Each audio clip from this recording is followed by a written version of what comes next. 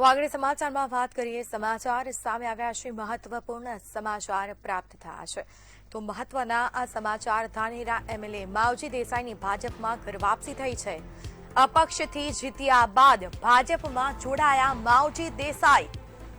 ભાજપ હંમેશા દિલમાં હતું, એમએલએ માવજી દેસાઈએ જણાવ્યું। 2022 બાદ પહેલીવાર ભાજપના ખેસ સાથે તેઓ મેદાનમાં। परिवार समाधान बाद मावजी देसाईनी घर वापसी थई छे।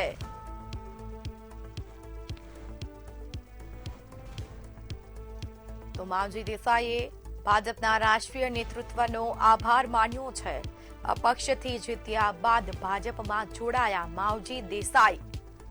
तो भाजप हमेशा दिलमां हतुं, एमएलए मावजी देसाईनुं आ निवेदन सामे आव्युं छे।